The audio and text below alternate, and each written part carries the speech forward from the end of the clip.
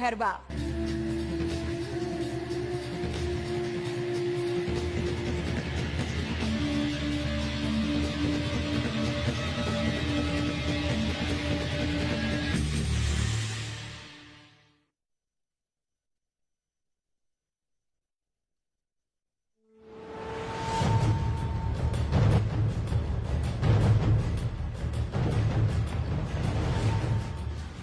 Mereka kan di dalam tuh biasa ada yang namanya konsultan Bapeda, pihak Bapeda dan konsultan Bapeda berdiskusi dengan paguyuban.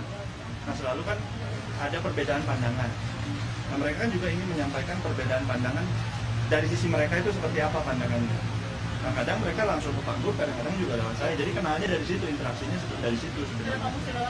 Nggak harus, memang nggak harus. Cuma karena kenalnya sama saya, ya dia lewat yang lain juga bisa kok. Lewat langsung juga bisa.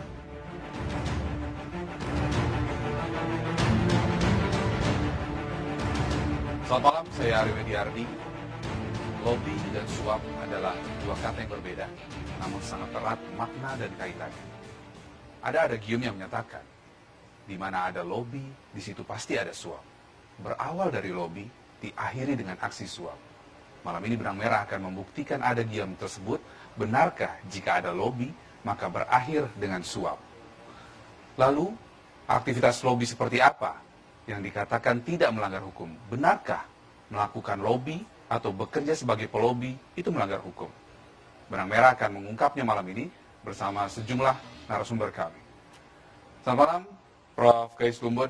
Selamat malam. Ada adagium yang menyatakan bahwa di mana ada aksi lobby, di situ pasti ada aksi suap. Anda setuju dengan pernyataan ini? Ya, biasanya rangkainya demikian. Walaupun kalau kita teliti yang disebut sebagai lobby ini apakah sama dengan maklar misalnya. Saya akan mengatakan agak ada perbedaan. Karena kalau seorang pelobi itu ada orang yang sudah siap dengan paparannya mengenai apa yang akan dilobikan. Lobby tidak selalu jelek menurut saya. Karena lobby juga mempunyai makna untuk memberi penjelasan lebih dahulu. Tapi kenapa kalau di Indonesia itu maknanya selalu negatif ya? Kalau kita ngomong soal pelobi itu pasti maklar. Pasti calo, perantara. Ya, karena tidak ada satu kerangka acuan untuk pengertian apa itu pelobi. Di banyak negara sudah tergambarkan bahwa pelobi itu adalah mempunyai etika, kode etik yang mengatur bagaimana pelobi satu ini dengan pelobi yang lain datang secara resmi, dan mereka mempunyai posisi yang cukup diharapkan di sebuah lembaga negara maupun di perusahaan-perusahaan besar untuk bisa memperkenalkan apa yang dia akan lobikan.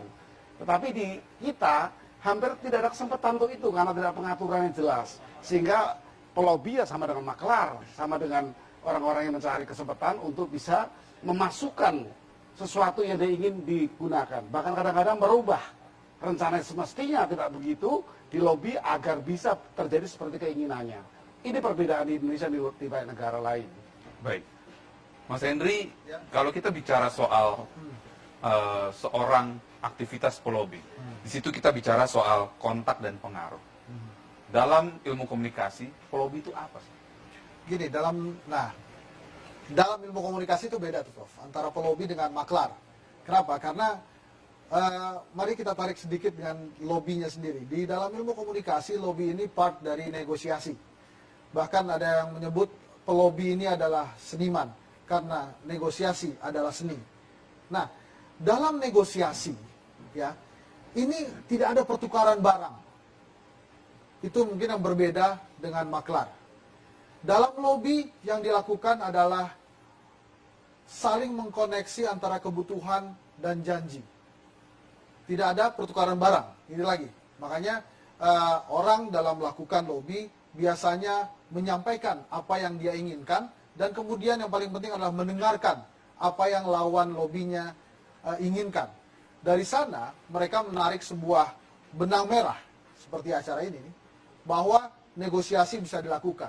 Nah, pelobi juga dilakukan tidak hanya di level atas atau di level government, tapi juga dilakukan di level akar rumput. Bagaimana keinginan-keinginan akar rumput misalnya untuk mempengaruhi kebijakan pemerintah. Hanya saja termsnya biasanya dibedakan, namanya menjadi advokasi, gitu. Ini perkataan atau kata-kata dalam lobby ini banyak sekali, gitu. Nah, ada ada advokasi, ada juga influencing, mempengaruhi. Tapi lobby sendiri ini adalah tatanan seni, tapi tidak ada pertukaran barang dan jasa. Bicara soal influencing, kalau kita bicara influencing, lobby tingkat tinggi terjadi oleh pejabat negara atau pihak swasta, Ya. itu biasanya berakhir dengan suap. Anda sepakat nggak kalau tadi Prof. Gayus bilang biasanya pasti berakhir dengan suap? Enggak. Artinya itu erat kaitannya antara lobby dengan suap. Nah, itu dua hal yang berbeda. Lobby adalah satu hal, suap ini yang lain. Kenapa tadi saya katakan dalam ilmu komunikasi, lobby ini tidak berakhir dengan pertukaran barang dan jasa. Terutama tidak ada pembayaran. Ini kan sebetulnya jadi jual beli nih di kasus suap ini. Kalau Anda melakukan ini, maka saya akan memberikan segini. Dalam lobby tidak sepenuhnya seperti itu. Lobby akan berhenti pada saat ada kesepakatan di antara dua belah pihak, ada saling pengertian di antara dua belah pihak yang tidak menggunakan uang. Makanya pelobi-pelobi sebetulnya, kalau tadi dikatakan apakah lobby itu legal atau tidak, di Indonesia saya yakin banyak pelobi-pelobi itu. Bahkan di keseharian pun saya rasa kita-kita ini melakukan lobby. Kita belanja di pasar pun melakukan lobby yang kerangkanya jual beli gitu misalnya.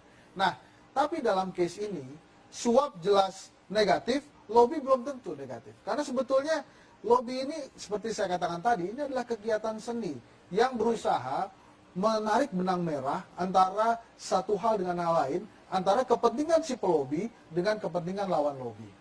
Lobby belum tentu negatif. Pak Yasin, dari pengalaman operasi tangkap tangan KPK, apakah aksi-aksi suap itu semua rata-rata berawal dari aksi lobby? Jadi perlu kita tegaskan bahwa jenis lobby itu kan macam-macam. Jadi KPK sendiri sudah menetapkan dalam kode etiknya. Jadi wilayah yang biasa dipakai oleh kebanyakan orang untuk lobby, itu di dalam kode etik KPK dicantumkan bahwa pimpinan KPK dan jajarannya tidak boleh main golf. Nah, itu karena kita telah mengidentifikasi bahwa wilayah tertentu itu dipakai sebagai kesepakatan. Anda percaya dengan golf itu aksi itu merupakan bentuk lobby sehingga kemudian bisa berakhir dengan suap? Sebenarnya bukan kok golfnya.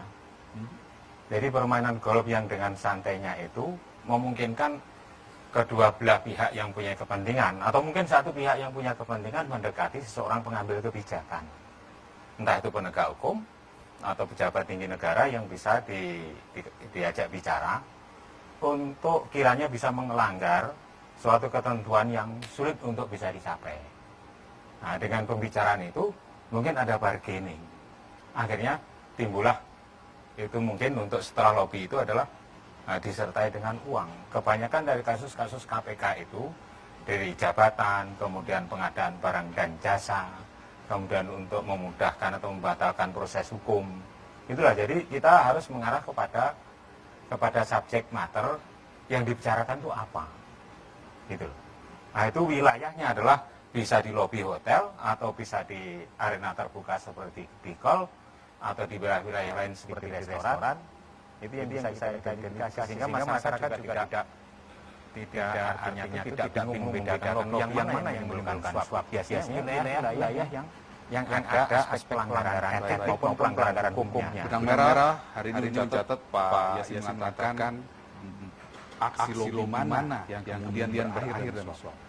Saat lagi benang merah akan mengungkap bagaimana sebuah aksi yang berawal dari aksi lobby kemudian berakhir dengan suap dan ditangkap oleh KPK. Kami akan ungkap saat lagi di benang merah.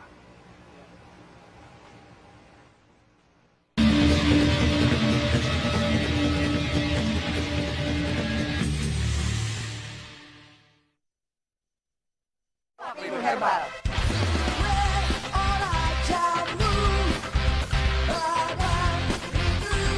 Kalau pegal linu kayak gini, kayak gitu, minum tolak linu herbal dari tumbuhan berkhasiat.